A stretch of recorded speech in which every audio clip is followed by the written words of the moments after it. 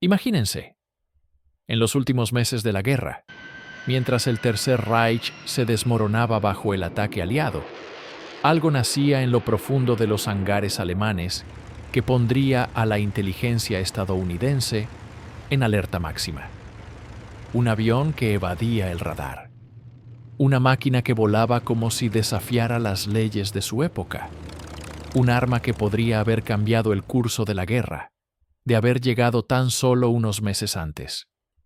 Pero detrás de este avión, el Horten Ho 229, se esconde una historia mucho más aterradora y vergonzosa que un simple avance técnico. Es la historia de los intentos de crear un asesino invisible, de las muertes de personas cuyos nombres ni siquiera figuraban en los informes, de un avión estrellado que, por alguna razón, nadie se atrevió a destruir cuando todo estaba perdido.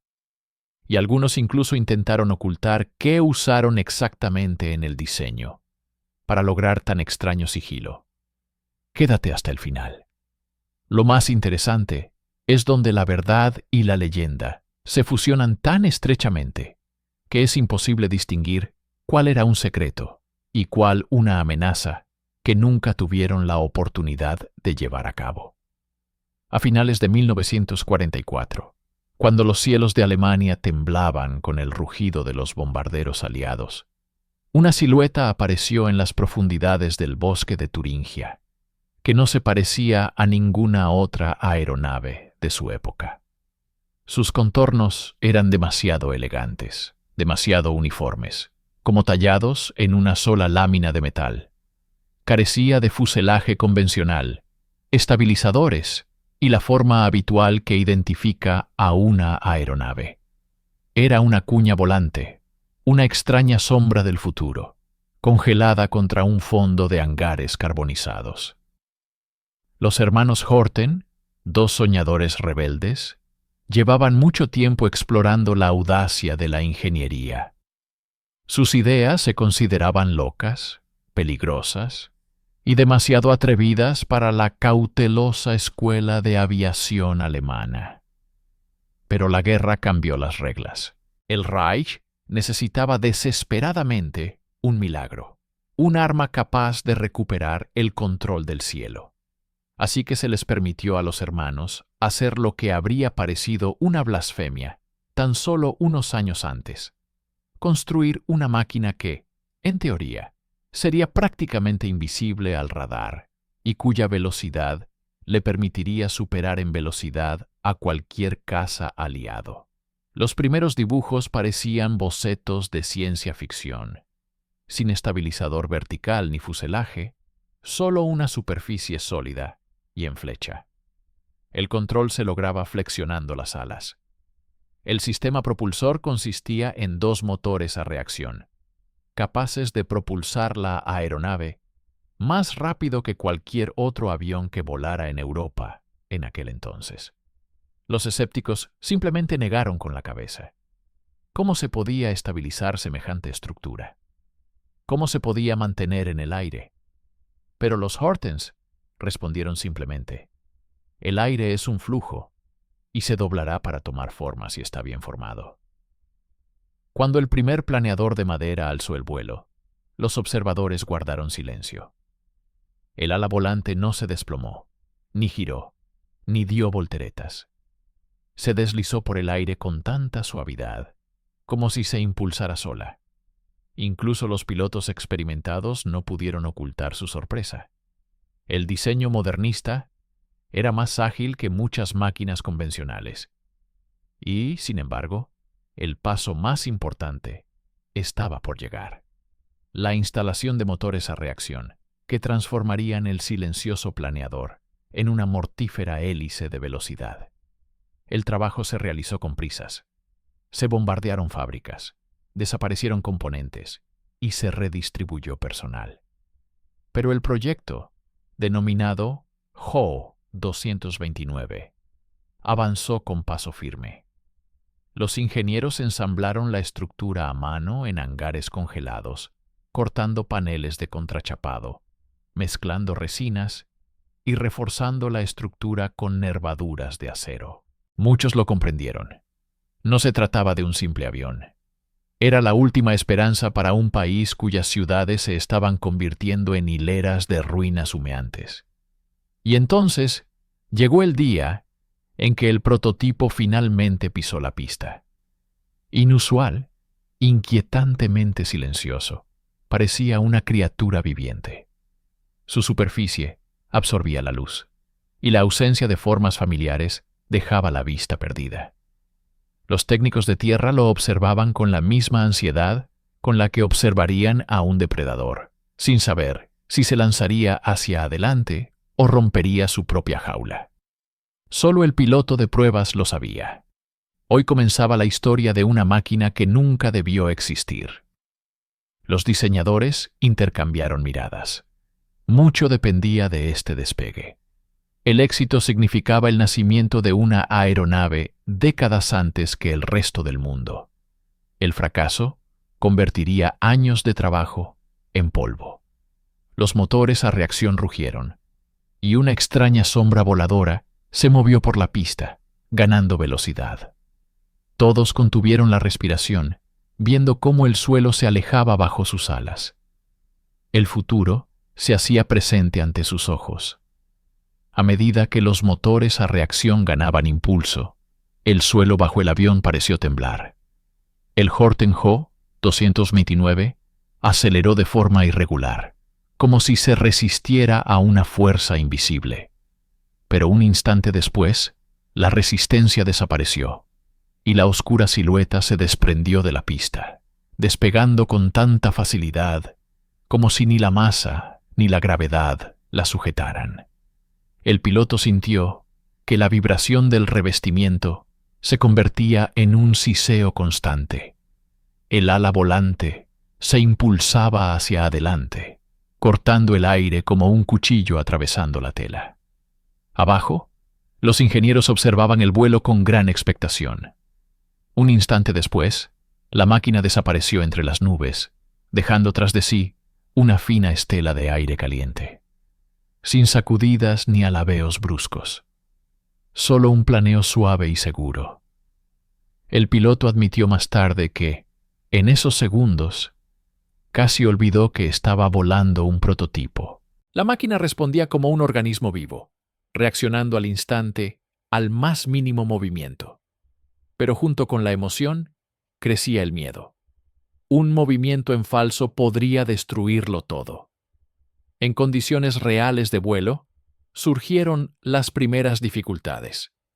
El ala volante era increíblemente sensible a las ráfagas de viento. El piloto sentía cada bolsa de aire como un codazo en las costillas. El avión carecía de cola convencional, por lo que el más mínimo error podía convertir un vuelo tranquilo en una barrena incontrolable. Había que navegar con el viento como un domador de una fiera que podría reconocer a su amo, o destrozarte a la primera oportunidad. Pero a pesar de los peligros, el vuelo de prueba fue un triunfo. El Ho 229 se elevó por encima de las nubes, y el mundo bajo él se convirtió en un océano blanco como la nieve. A esa altitud, la velocidad parecía inhumana. El piloto vio cómo el suelo se alejaba rápidamente tras él, y los instrumentos mostraban valores que los cazas aliados solo podían alcanzar en picado. La propulsión a reacción abrió nuevos horizontes, y por primera vez, los ingenieros alemanes comprendieron que su creación podía convertirse en un arma indetenible. Mientras el avión iniciaba su descenso, el personal de tierra ya se preparaba para lo peor. El prototipo era demasiado frágil, demasiado experimental, y el aterrizaje se consideraba el momento más peligroso. Pero el ala volante, tras perder altitud, descendió suave y cuidadosamente hasta la pista, como sujeta por una mano invisible. Las ruedas tocaron tierra, derraparon unos metros y se detuvieron. Hubo un momento de silencio, y luego el hangar estalló en gritos, como si Alemania hubiera ganado la guerra en un solo despegue. Sin embargo, tras el júbilo, se escondía algo más: la constatación de que el tiempo se agotaba. Privado de recursos y devastado por los bombardeos, el Reich no podía permitirse experimentos interminables. El Horten-Ho 229 debía estar listo para el combate de inmediato, o el proyecto simplemente se cancelaría. Los ingenieros aún desconocían que los aliados ya observaban el nuevo desarrollo con creciente interés, sospechando que Alemania estaba preparando algo capaz de anular su ventaja aérea. Pero eso ni siquiera era lo más alarmante. El piloto informó que, a altas velocidades, la aeronave se volvía inesperadamente estable, como si estuviera diseñada para soportar aún más estrés. Esto abrió la posibilidad que los Horten habían soñado desde su juventud: construir un bombardero que cruzara el Atlántico y llegara a las costas de Estados Unidos. El proyecto que Hitler había llamado el arma de la venganza estaba tomando forma. Y ahora, sobre la pista helada, su sombra se deslizaba sobre la tierra por primera vez. Tras un exitoso vuelo de prueba, el destino del Horten-Ho 229 se debatía entre la desesperación y la esperanza. Por un lado, la máquina demostraba su viabilidad.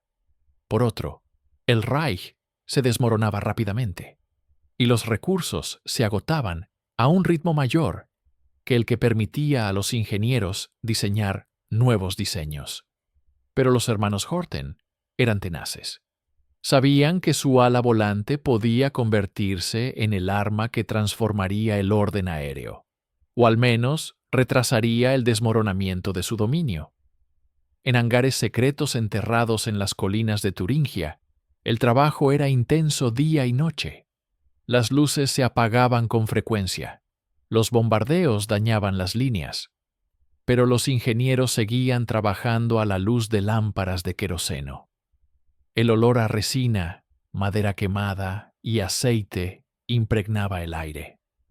Los paneles de contrachapado se pegaban entre sí mediante una tecnología especial que, según los Horten, era la clave para la baja visibilidad. La madera, impregnada con un adhesivo a base de carbono, absorbía algunas de las ondas de radio. Lo que más tarde se llamaría sigilo nació aquí, en silencio y miedo. Cada detalle del nuevo prototipo fue torneado a mano. Las láminas de contrachapado se unieron en ángulo, formando curvas suaves diseñadas para no reflejar los rayos del radar. Y cuanto más trabajaban los ingenieros, más sentían que estaban creando no un avión, sino algo completamente distinto. Un depredador destinado a cazar en los cielos del futuro.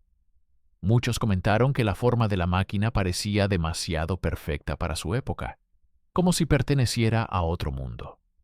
Pero más allá de los desafíos técnicos, había un problema aún más grave.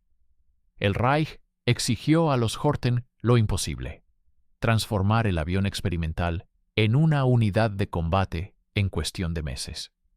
Tenían que desarrollar opciones de armamento. El plan consistía en instalar 2 potentes cañones automáticos capaces de destrozar un bombardero aliado con una sola salva. Incluso se barajó la idea de montar un nuevo tipo de misil bajo las alas, que habría convertido al avión en un destructor de grupos de bombarderos. Sin embargo, los militares seguían desconfiando del inusual diseño. Los generales, acostumbrados a alas rectangulares y fuselajes enormes, no creían que una forma tan extraña pudiera combatir.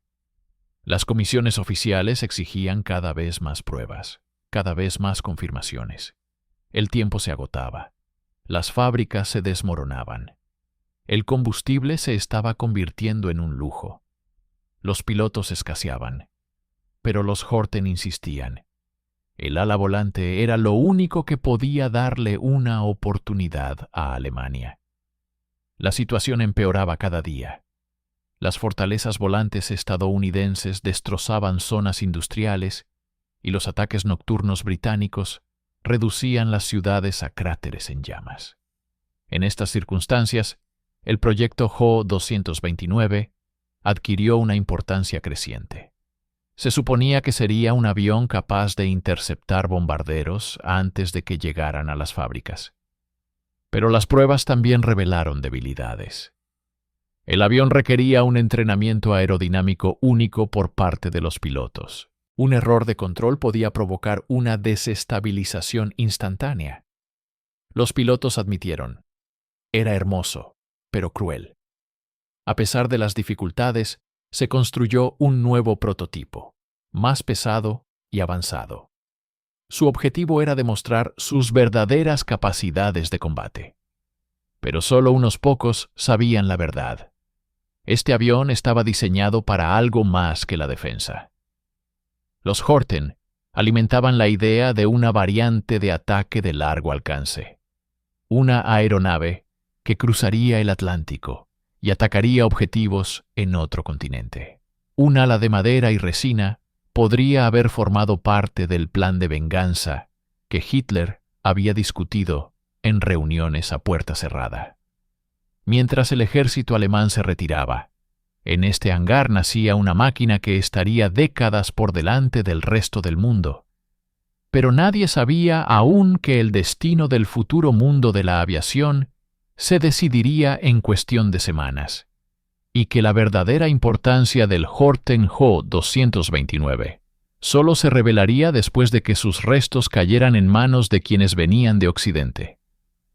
Mientras el último prototipo, el Horten Jo-229, despegaba hacia el aeródromo, los mecánicos permanecían en completo silencio. En el gris amanecer, el avión parecía menos una máquina que una criatura ancestral, con las alas desplegadas antes de saltar al vacío. Sin fuselaje ni cola, solo un avión ancho y depredador, como creado por la naturaleza y no por las manos de hombres atados al suelo por la guerra. El piloto asignado al vuelo inaugural permaneció en silencio un buen rato, examinando los contornos de la máquina. La rodeó, tocando sus lisos paneles, como si comprobara si estaba viva. Esta máquina no tenía soportes habituales.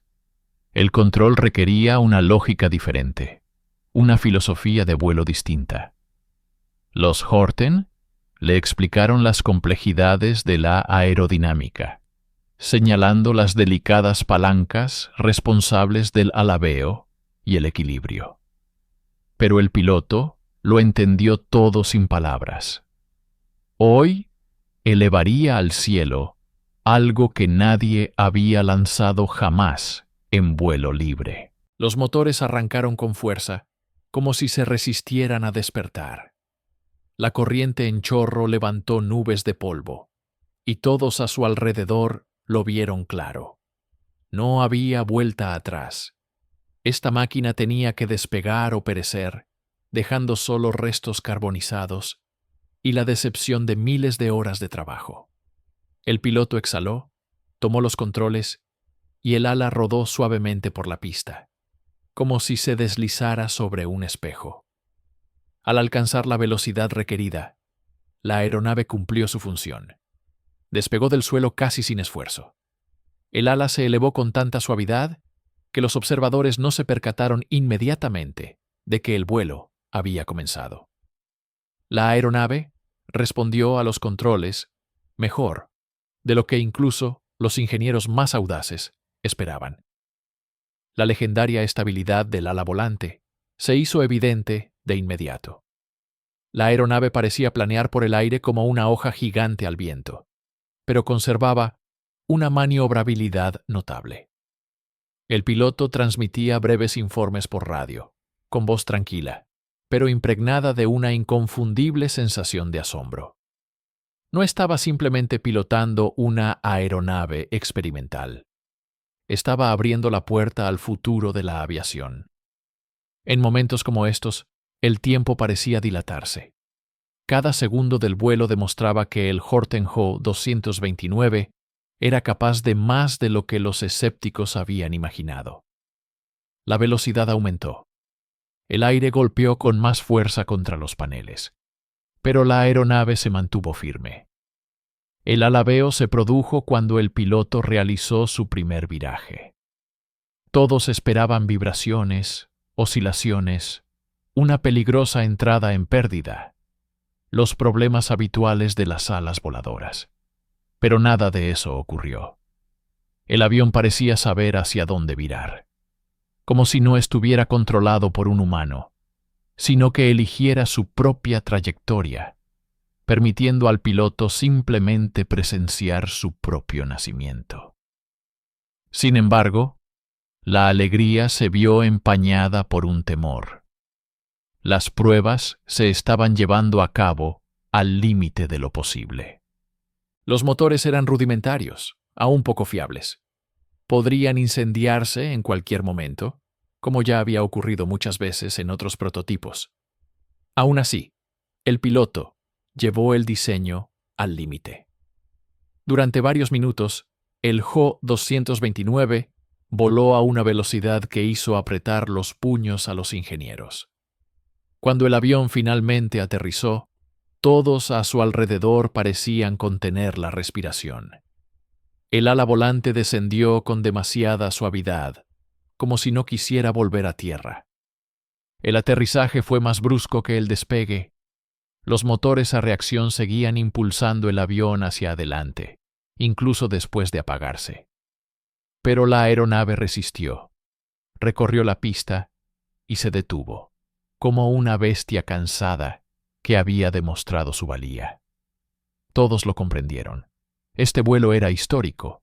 Quizá no fuera oficial, oculto a las noticias y los desfiles, pero eso lo hacía aún más significativo. Los hermanos Horten estaban cerca, serios. No celebraban. Sabían que les esperaban pruebas mucho mayores, y un despegue y aterrizaje exitosos no garantizaba nada en un país donde cada día traía destrucción. Ese día fue un punto de inflexión, pero nadie sospechaba que el siguiente vuelo terminaría en tragedia, cambiándolo todo. El triunfo del primer vuelo completo no conmovió mucho a los ingenieros. Alemania se desmoronaba a un ritmo mayor al que se podían crear los aviones del futuro. Pero las pruebas debían continuar. De lo contrario, el proyecto perdería su validez. Los hermanos Horten insistieron. Era obligatorio un nuevo vuelo, con armamento completo y máxima potencia. El piloto aceptó sin dudarlo, a pesar de que todos comprendían que el riesgo aumentaría exponencialmente. El prototipo fue sacado de nuevo a la pista a primera hora de la mañana. El cielo estaba cubierto de densas nubes grises que prometían lluvia. Los mecánicos tenían prisa. Se esperaba un ataque aéreo en cualquier momento. Los motores solo habían sido revisados superficialmente. Las piezas estaban desgastadas y apenas había lubricante suficiente. Todo era demasiado frágil para una estructura tan potente. Pero nadie dijo una palabra. Todos lo sabían. El destino de la máquina, que podría ser el impulso definitivo para la aviación alemana, dependía de este vuelo. Al despegar el piloto, se hizo evidente que la aeronave se comportaba de forma diferente hoy. Los motores a reacción rugieron con más fuerza, como si se resistieran obstinadamente. El empuje era irregular. Pero el ala se elevó con seguridad y pronto la aeronave se hundió en la capa de nubes. La transmisión de radio crepitaba, pero los informes llegaban con regularidad. Velocidad estable, control normal, vibraciones aceptables. El ala voladora volvió a planear por el aire, como desafiando todo lo que sucedía a su alrededor. Sin embargo, tras unos minutos, aparecieron las primeras señales de alerta. El piloto reportó olor a quemado en la cabina. Los ingenieros intercambiaron miradas. El sistema de refrigeración se consideraba desde hacía tiempo un punto débil. Los motores sobrecalentados podrían destruir las secciones traseras de la estructura. pero finalizar la prueba de inmediato era imposible. Las nubes de lluvia habían oscurecido por completo la pista, y el piloto necesitaba tiempo para escapar de ellas. Pronto la tensión se convirtió en terror. La radio transmitía unas breves frases. La temperatura subía, la vibración se intensificaba, los controles se endurecían. El ala volante perdía suavidad y se inclinaba ligeramente. En tierra, los técnicos solo podían escuchar y esperar. El diálogo se vio interrumpido por un crujido agudo. Un motor había fallado. El avión viró bruscamente hacia un lado, entrando en una peligrosa inclinación. Para un avión clásico, este habría sido el final. Pero el ala volante aún resistía. El piloto intentó nivelar la aeronave manipulando todos los controles, pero el segundo motor comenzó a perder potencia. La altitud descendió rápidamente. Pronto, una silueta oscura emergió de las nubes, flotando sobre el dosel del bosque. Testigos posteriores describieron la visión como aterradora. Una enorme sombra sin cola, apenas suspendida en el aire, como resistiéndose a su propio destino. Un intento de aterrizaje en el campo resultó ser el último recurso. El piloto luchó hasta el final, pero la velocidad era demasiado alta y los controles demasiado impredecibles. El ala impactó contra el suelo, derrapó sobre la hierba húmeda y explotó, rompiéndose en pedazos. Las llamas envolvieron los restos, tiñendo el cielo de naranja. La gente corrió al lugar del accidente, pero ya era demasiado tarde. El piloto murió al instante. Era la única persona que realmente había domado a esta extraña máquina. Un horror aplastante resonó por el hangar. Los Horten permanecieron en silencio, cabizbajos. Para ellos, esto no era solo una catástrofe. Era la pérdida del hombre que se había arriesgado a despegar en su proyecto. En ese momento, por primera vez, se dieron cuenta. Su idea visionaria podría no tener ninguna oportunidad. El tiempo se agotaba. El Reich se desmoronaba. Las fábricas ardían. Pero fue la muerte del piloto lo que marcó el punto de inflexión que cambió la actitud de los militares hacia el proyecto. Fue una tragedia que pareció marcar el fin del futuro del ala volante. Pero el destino del Horten-Ho 229 resultó ser mucho más extraño y mucho más largo de lo que sus creadores esperaban. Tras el accidente, la atmósfera en el hangar cambió drásticamente, como si la muerte misma del piloto se hubiera instalado entre los bancos de trabajo.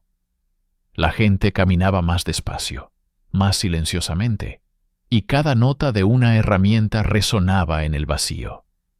Pero, paradójicamente, fue la muerte del piloto de pruebas lo que obligó al mando a reconsiderar el proyecto. Cuanto más se acercaban las fuerzas aliadas, más fuerte se hacía el deseo del Reich de aprovechar cualquier oportunidad para cambiar el curso de la guerra. Y el Horten-Ho 229, a pesar de sus accidentes, parecía la máquina capaz de brindar esa oportunidad. El trabajo se reanudó a los pocos días. Un nuevo prototipo, parcialmente terminado, se llevó al hangar, más pesado, más reforzado y con un sistema de refrigeración mejorado. Los militares exigieron que se lo llevara a un estado en el que, al menos, pudiera despegar y volar a otra región, lejos del frente. Este avión ya no era un experimento. Se estaba convirtiendo en un símbolo de la última esperanza para quienes aún creían en milagros. Los Horten lo entendieron. Si la máquina no volaba ahora, nunca volaría. Con cada hora que pasaba, la atmósfera alrededor del hangar se volvía más tensa. El lejano estruendo de la artillería se acercaba cada vez más. Aviones británicos y estadounidenses sobrevolaban las fábricas, comprobando si quedaba trabajo por hacer. Cada ataque aéreo amenazaba con destruir todo aquello en lo que habían trabajado durante meses. Los trabajadores dormían durante horas en el suelo, junto a sus herramientas, para no perder ni un minuto.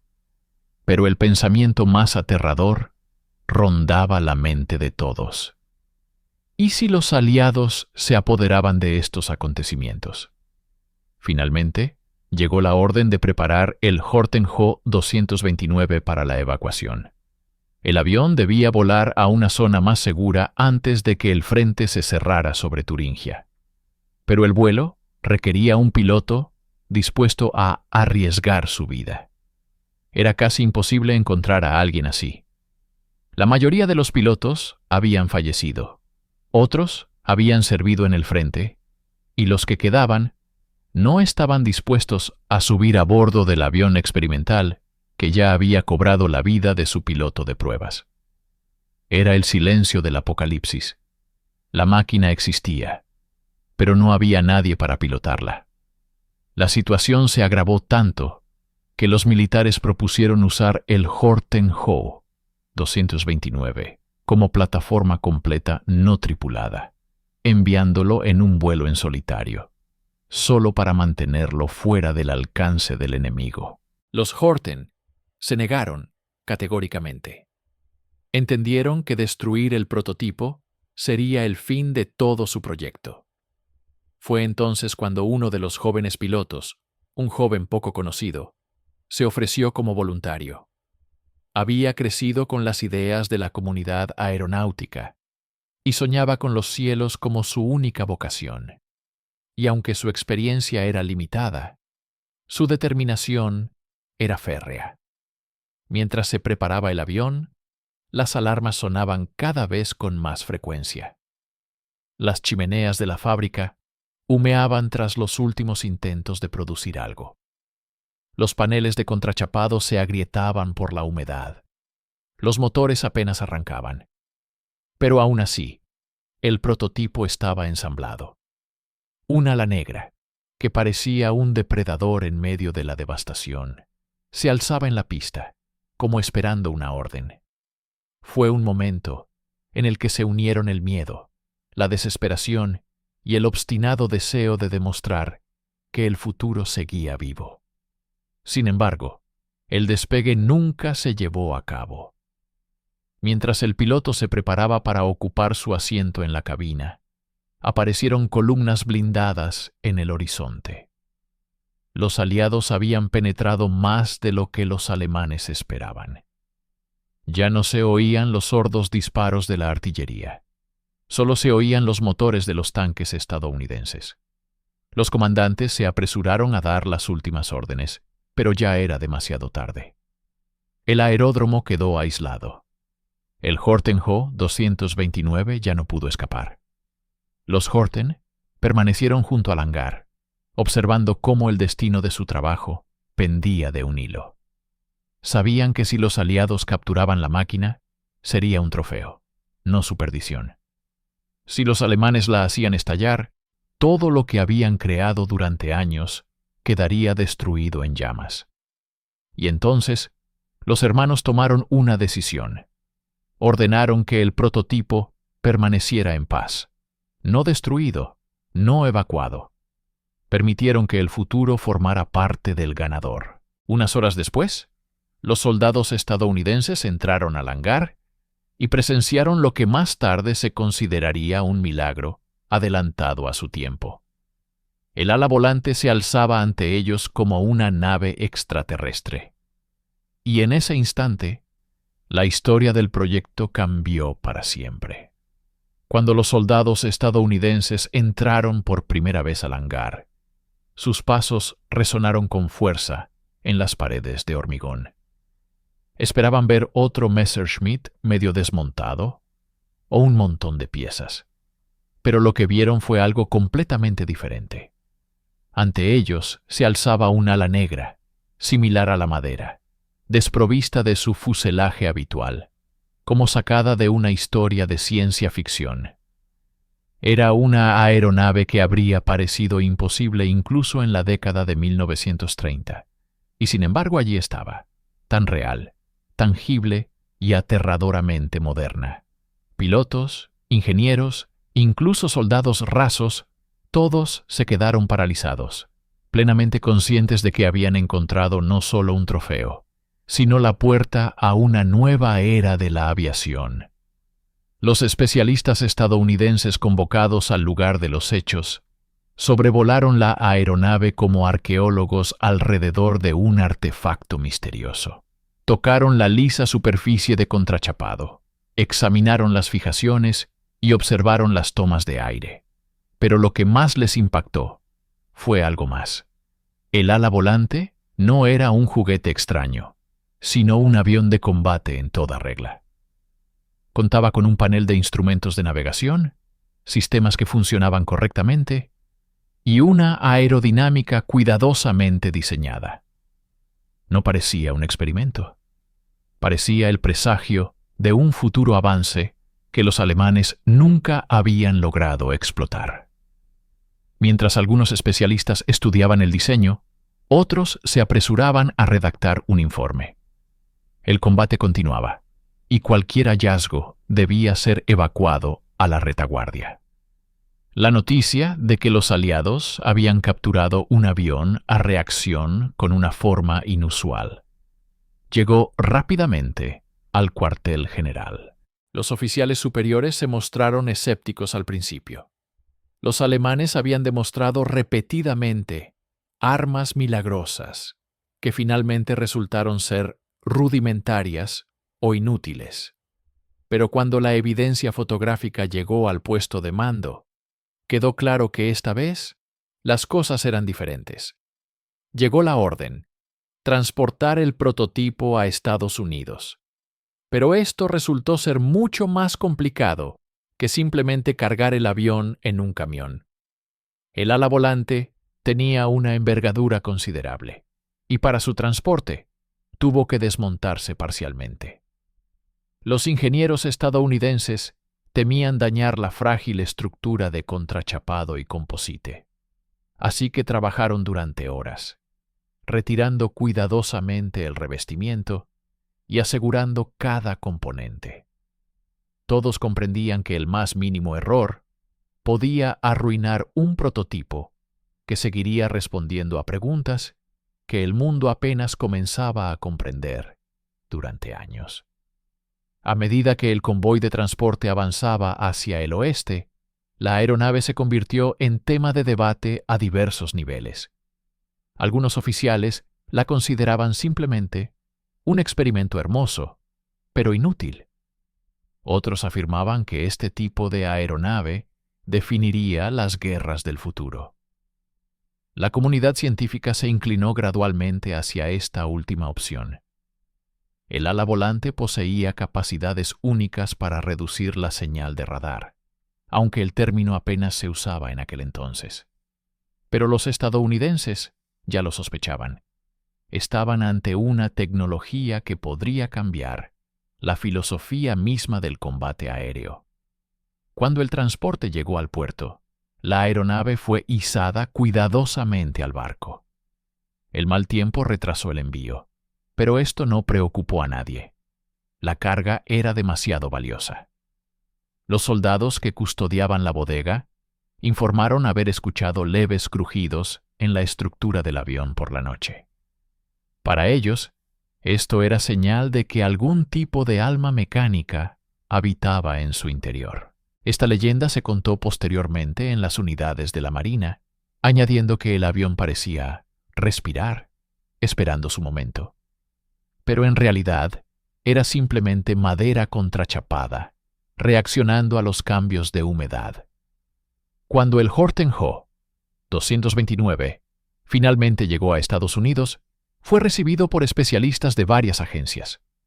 La aeronave fue enviada a un centro de investigación altamente clasificado. Allí, bajo las paredes abovedadas del laboratorio, comenzó un examen minucioso. La aeronave fue sometida a rayos X, pruebas de resistencia y análisis aerodinámico.